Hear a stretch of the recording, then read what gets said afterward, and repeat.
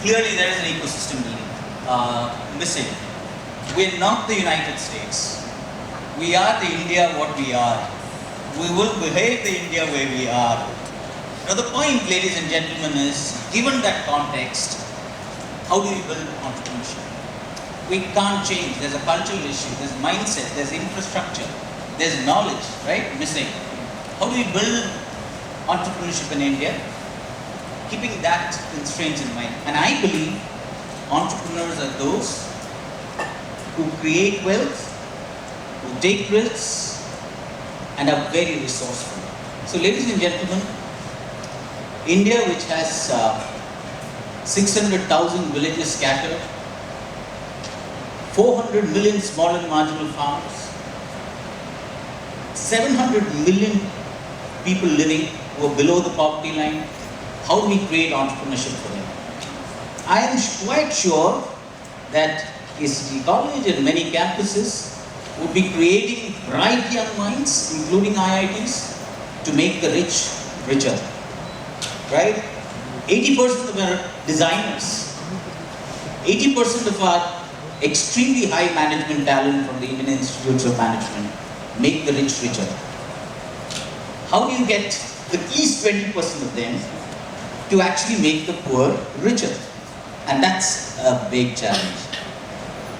What we do at Villgro is make that possible by supporting a couple of entrepreneurs over the last couple of years to make that happen. And what do I do with this? Can I just keep pressing? Right. So let me talk about this amazing set of entrepreneurs who built a device that can test for anemia in villages. Anemia, extremely difficult problem to tackle because people don't check for anemia. They don't believe that they have a problem. So how do you actually treat anemia if you can't test for it? And the reason why people don't test it is because you have to prick your hands or fingers and take blood out and then test. And people don't want to do that, right? And there's an added problem in India where once people actually test and find that they're anemic, you need to actually eat iron tablets. And there's a notion that in villages, that if you eat iron tablets, your children will actually won't be fair, is a major challenge in India. Right? In the US, that problem doesn't exist, right? So the point, ladies and gentlemen, is how do you address that issue? And you can do that with bright young minds, young doctors who faced this problem while they were doing their rural internship, built a device which uses light to measure anemia, right? So if you do that, and if you don't make it invasive, you basically can screen more patients, right? And if you do screening, and if you do screening extremely fast enough, what you can actually do is, you can treat faster. Well, still this whole fair issue of babies is still a problem, but you can actually do that. And these young entrepreneurs showed the challenge to bright minds have set up a company. We've supported them. There are a couple of angel investors actually having supported them. And therefore, what I'm seeing is, if you have an exciting idea, I believe there is no shortage of money. I believe there is extremely high net worth individuals in the country who have created wealth, who are willing to invest. Entrepreneurs out here, here's a challenge for you. Where's that great idea which is waiting to go into the hands of those investors? I think the ecosystem is there, it's nebulous, it's not clear. But if you have a great enterprise idea, please email me and we will take it forward. Well, Jatin worked for a media house. But Jatin was actually unhappy with his job. So he left that and he said, farmers are subject to a lot of vagaries of nature, and they are subject to those vagaries of nature because they don't have access to weather information. The Indian Meteorological Department has one meteorological station for one district of India, right? We're talking about 600,000 villages. You need to get localized data. And to do that, the investment required by the IMD is of a very high order. how do you use sensors and create automated weather monitoring stations, one for a village, collect data and therefore build insurance products? And that's what India needs. How do you create localized weather data? How do you then predict local weather conditions? And how do you then build insurance products? So you can't build an insurance product if you don't have localized weather data. And Jatin actually is trying to do some of that through automated weather monitoring stations, extremely sophisticated algorithms. India has great statisticians, right? So how do you actually build that? And Jatin has built the first India's private weather forecasting company. Godrej saw the opportunity, and a venture capital firm of Godrej called Omnivore Capital has actually invested in Jatin. So the point that I'm trying to make is Indian corporations, Indian investors, technology institutions exist. You need to actually tap the right idea and then you're done. Let me take you to another very exciting idea. Arecanut, especially in Karnataka, South Karnataka, North Kerala, Karnataka actually is very common, Northeast. The biggest challenge is you can't dehusk it. So whatever arecanut is cultivated, people just leave it on the ground many times, right? So how do you create a machine that can dehusk arecanuts because farm labor is not available? Now, for the richer farmers, mobilizing labor is not a challenge because there's a lot of wealth that they can pay for. The small farmer, extremely small farmer, can actually dehusk arecanuts by themselves, so they don't face a challenge. It's actually the small and marginal farmers who have more than what they can actually do by themselves as farm labor. That for them is a challenge. So governments after governments have built these machines and tried to sell machines. That model doesn't work. How do you build a business model around creating a service which is dehusking of arecanut? You can't sell a machine at 1.5 lakhs to a farmer, small farmer, and expect that he will replace labor and dehusk arecanuts.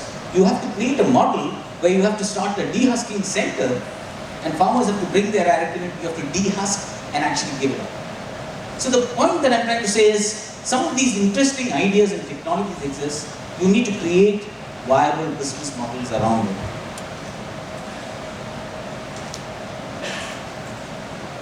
I'm not too sure this is too clear, but what this does is very simple.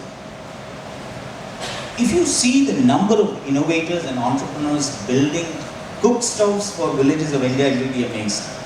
Anyone who works in the area of energy, we hear them building cook stoves.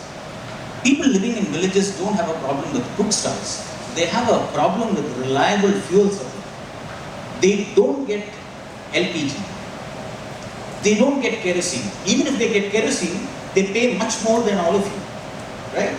They pay 30 rupees per litre when the ration subsidy is 10 rupees per litre, right? So effectively their energy cost is so higher than what they should be actually paying for.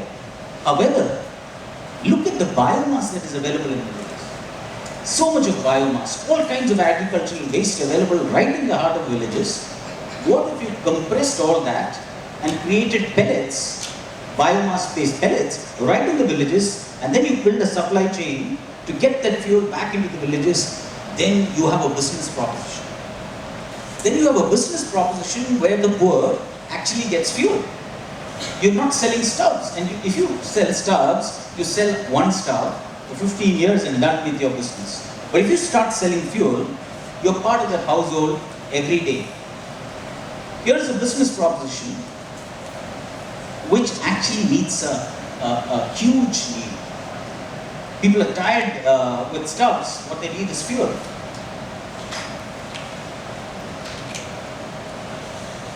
Many non-profits, NGOs have worked in the honey space, right? Which is quite common. A lot of people work with farmers, source honey and sell it.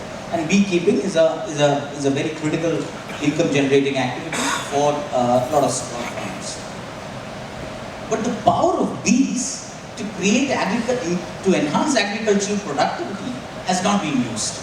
And that's a well-proven business model in the Europe and the America, where people actually move from farms to farms, pollinate each farm, release bees, and then have proven statistics that agricultural productivity enhances.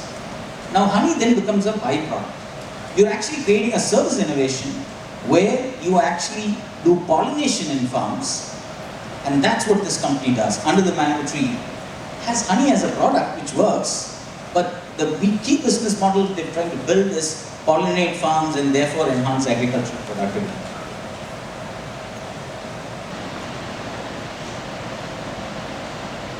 How many of you are from villages of India, or rather actually live in a village? Yeah, so I have seen 2-3 hands. How many of you go back to villages of India? Yeah, I see more hands. Amul was one of the successes that you mentioned, is a brilliant success. How have they organized dairy farmers? How have they created a value chain that helps dairy farmers, small dairy farmers, be part of the consumption of milk in our country? And they did extremely well. However, 600,000 villages in India, as I mentioned earlier, are out of the cold chain of milk. How do you create a mechanism, a storage, which is affordable, which is not subject to vagaries of power in villages because you don't have anyway electricity? How do you build a device which can rapidly chill milk right at the heart of societies? And then once you do that, you actually complete a cold chain, post-harvest losses in milk come down drastically. And therefore, if you do that, farmers get an extra rupee on every liter of milk sold. And there are entrepreneurs like Promethean who've actually come in from the United States, relocated to India. Soren and Sam have taken on this challenge of creating a cold chain for villages of India, a rapid milk chilling right at the heart of villages. Very close to you, it required an entrepreneur from New Delhi when she was 26 years old. 26, didn't speak Tamil, came into Chennai, realized the power of BPOs, which was creating a lot of wealth in villages. Sorry, wealth in urban towns, Chennai, Bangalore, Hyderabad. She said, how do you actually take a BPO into villages of India? So when I met Saloni in 2007, she had this amazing, passionate idea about doing data entry right in the heart of villages. And there was technology for it, internet was available. You had possibly a little bit of power problems was there, but one could solve that problem. But why would a person living in a village get educated if they didn't get a relatively opportunity that an urban counterpart of theirs gets? So what she did was created a BPO in a village.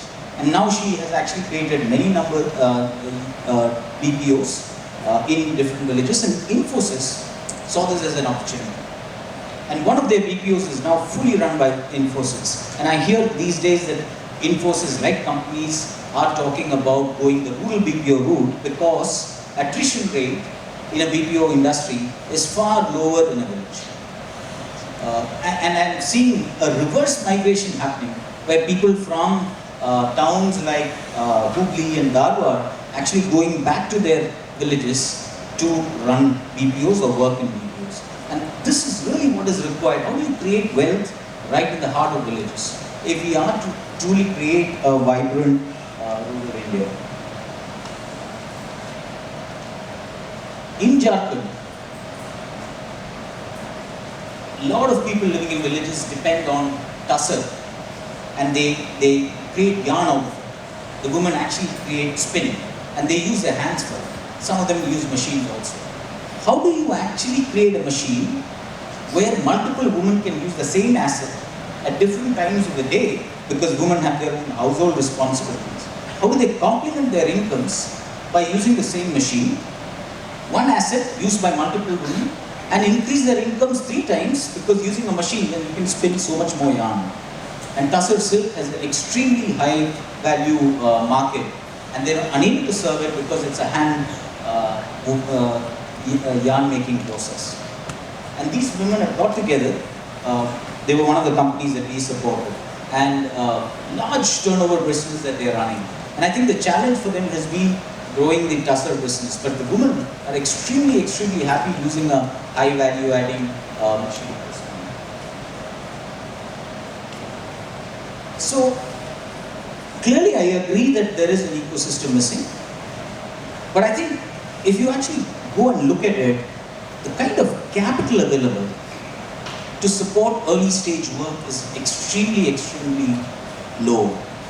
In quantum terms, it's very, very low. We did a rapid study and we realized that the capital available in the social investing space in India, investing in enterprises which have a social leaning or impact among the poor, we found that there was $500 million investment available.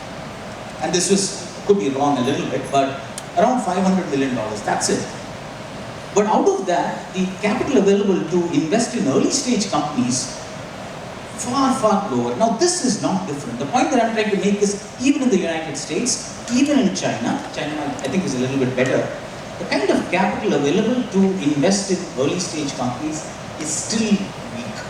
But I think what is the difference is that in these markets, the people who've created wealth, created companies, are very powerful angel investors and who double up as mentors. And they've played a significant role in shaping future companies. And I think what the country needs today, therefore, is greater combination of mentoring, greater combination of capital and mentoring lacing to back these young entrepreneurs. Some of them are mentioned here, some of them waiting here to take on to entrepreneurship. Thank you, ladies and gentlemen, for your